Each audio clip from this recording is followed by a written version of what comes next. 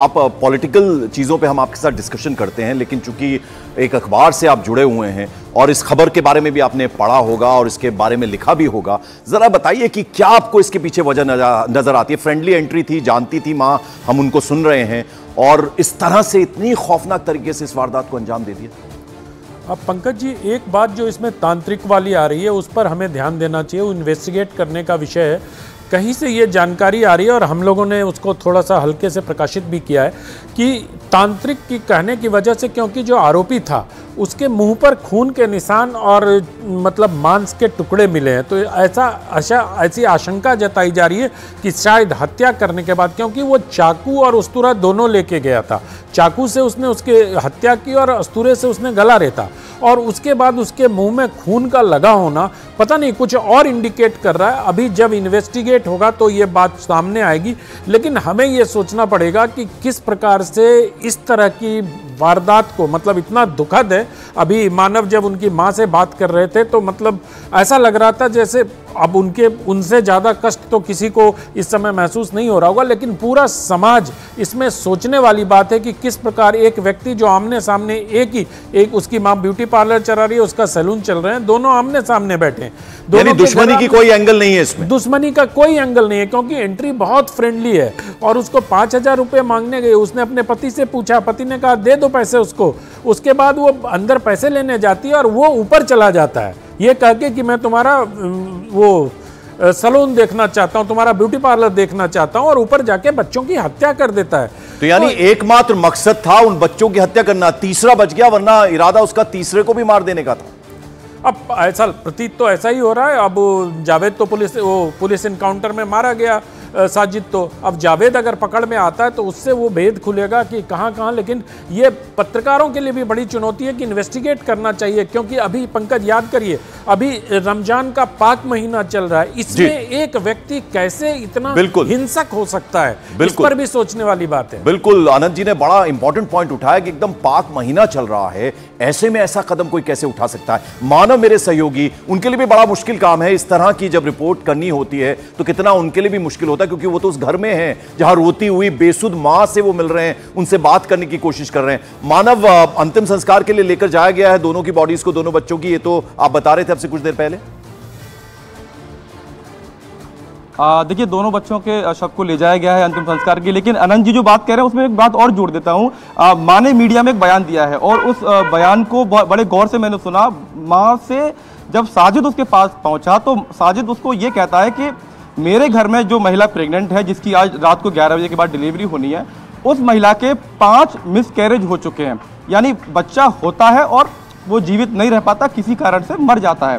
तो ये बात बताना संगीता को साजिद के द्वारा कहीं ना कहीं उस ओर इशारा करता है जिस ओर हमें अनंत जी ले जाना चाहते हैं। लेकिन हम तंत्र मंत्र की चीज़ों में यकीन नहीं रखते हैं, क्योंकि हम एक न्यूज़ संस्था है।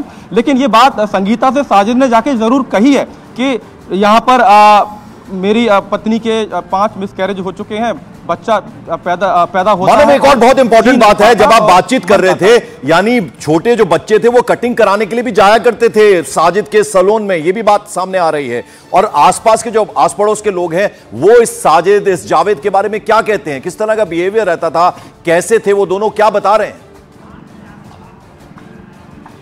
देखिए, जब 5,000 रुपये देने की बात आती है तो विनोद कुमार जो संगीता के पति हैं, दोनों बच्चों के पिता हैं, उन्होंने फोन पर संगीता को यह कहा कि दे दीजिए, दोनों ही अच्छे बच्चे हैं।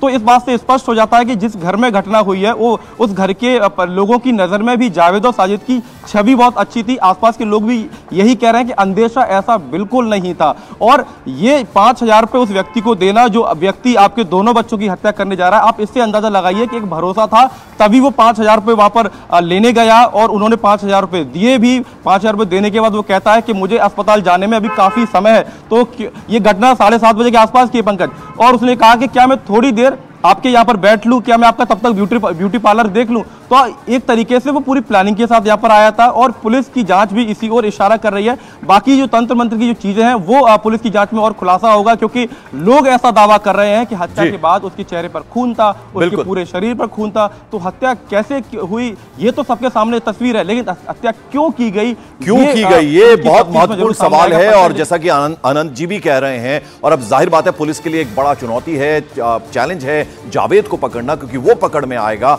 तो असली बात पता चल पाएगी। बताया जा रहा है कि नाबालिग भाइयों के घर के सामने आरोपी साजिद बाल काटने का काम करता था। देर शाम आरोपी साजिद अचानक से बच्चों के घर की छत पर पहुंच गया। वहां धारदार हथियार से उसने बच्चों पर हमला कर दिया। इस दौरान घर में बच्चों के साथ साथ उनकी दादी भी थी। साजिद के हमले में 2 बच्चों की तो मौके पर ही मौत हो गई, जबकि जो तीसरा बच्चा था वो किसी तरह से अपनी जान बचाने के लिए छत से कूद गया।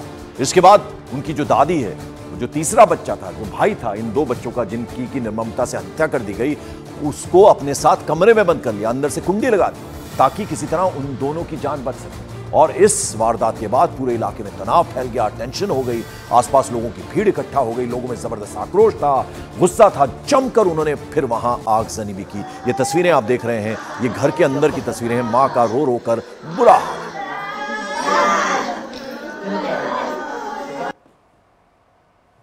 वो जो सैलून वाले भैया थे वो लोग आए थे, तभी ऊपर में छोटे बड़े वाले भाई को ऊपर ले गए, फिर पता नहीं क्यों मारा, फिर मुझे भी मारने लगा। मैंने उनका चाकू हटाकर उनको धक्का देकर नीचे भाग आया। दुकान जाते थे आप कभी कटिंग कराने? उन्हीं के यहाँ जाते थे, इन्हीं के यहाँ रोज कटवाते थे। इन्हीं क्या जाते थे कटवाने? अच्छा, तो उस टाइम कभी कुछ उसने कहा हो या कभी गलत तरीके से बातचीत की हो? कभी कुछ गलत नहीं लगा? अच्छा, तो कल जब ये आया तो कितने लोग आए थे? 2 लोग आए थे। दोनों यही दुकान में काम करते थे? दोनों की दुकान है ये? 2 भाई। अच्छा, बड़े को ले गया, वो तो कहता भैया भैया के आज बाल काटे, तो भैया भैया 20 वाले से माकू मंगाई, 1 से पानी मंगाया। पहले दोनों काटे, बीच वाला घबरा के भागे, उसके हाथ में मारी चोट, हाथ में लगी चोट उसके, और बोला अम्मा देखो तो क्या हुआ, अम्मा देखो तो मम्मी ऊपर नहीं जाना। जब मम्मी ऊपर से आई नीचे, अम्मी बोली अरे हम जल्दी भागो बाहर, जल्दी भागो बाहर। मैं बाहर भाग के गई। जब मैंने देखा यहाँ छुरी जे खड़ी छुरी लेके खड़ा था भाई, मैंने बाहर से गेट बंद करवा दिया। फिर मैंने मोहल्ला वालों को बुलाया, सब आए मोहल्ला वाले, पुलिस आई, पुलिस वाले आए, फिर वही पकड़ के उसको ले गए। और जो आस पड़ोस के लोग हैं मानव, उनका भी बुरा हाल होगा, क्योंकि उनके घर के आसपास इस तरह की वारदात हो जाए। क्या कह रहे हैं लोग?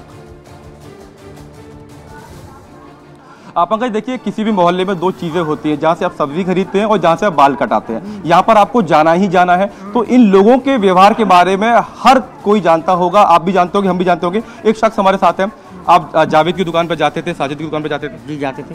कभी आपको लगा कि ये व्यक्ति 2 मासूम बच्चों की हत्या कर सकता है? कभी भी नहीं। कैसा बर्ताव था, व्यवहार कैसा था? बढ़िया था, बढ़िया था एकदम। आखिरी बार आप कब गए, आपने कब बातचीत हुई, क्या थोड़ा सा विस्तार से बताइए उसके बारे में। परसों गया था मैं शेविंग कराने और बाल कटवाने, तो ऐसा तो कोई मैटर नहीं था।